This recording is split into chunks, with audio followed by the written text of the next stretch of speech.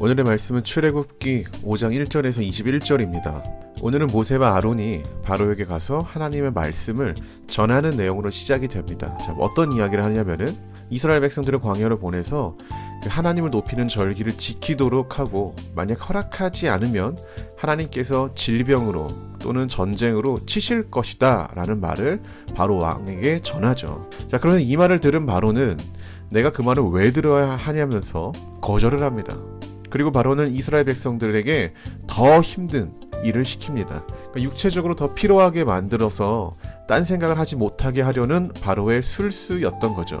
자, 이로 인하여 이스라엘 백성들과 하나님을 따르는 모세와 아론 사이에는 심각한 갈등이 생깁니다. 하나님 말씀 때문에 더 고된 노동을 해야 하는 이스라엘 백성들, 모세와 아론에게 이 모든 책임을 물었습니다. 오늘 본문에서 바로는 세상을 상징합니다. 그리고 이 세상은 하나님을 섬기는 것보다 자신의 그 유익을 채우는 것에 더 큰 관심을 가지고 있습니다. 그렇게 자신을 채우는 것에 침해를 받는다면 그것이 하나님이라도 상관치 않는 존재이죠. 세상은 우리가 하나님을 선택하려고 할 때, 그리고 그 하나님을 따르려고 할 때 우리와 하나님 사이를 갈라놓으려고 술수를 씁니다.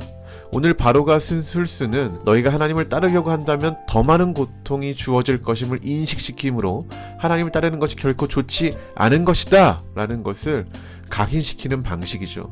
이게 바로 세상의 방식과 가치관입니다. 여러분, 우리 그리스도인은요, 이러한 세상에 살고 있기 때문에 하나님을 선택함으로 받는 불이익은 너무나도 당연한 거예요.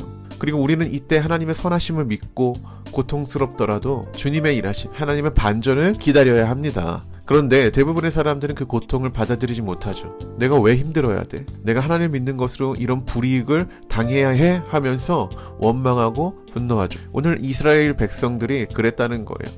그래서 그들은 하나님께 순종을 한 모세와 아론을 대적하기 시작했던 거죠. 그런데 이는 아주 잘못된 거죠. 자신들이 노예가 된 진짜 원인이 뭐예요? 모세, 아론 때문입니까? 아니에요. 바로 왕 때문인 거죠. 그러니까 오히려 이들이 진짜 대적할 존재는 모세와 아론이 아니라 자기들을 노예로 부려먹고 있는 그 애굽의 왕입니다. 자, 그런데 이미 세상의 노예가 돼버린 그 이스라엘 백성들에게는 진실을 바라볼 수 있는 그 시각이 가려져 있죠.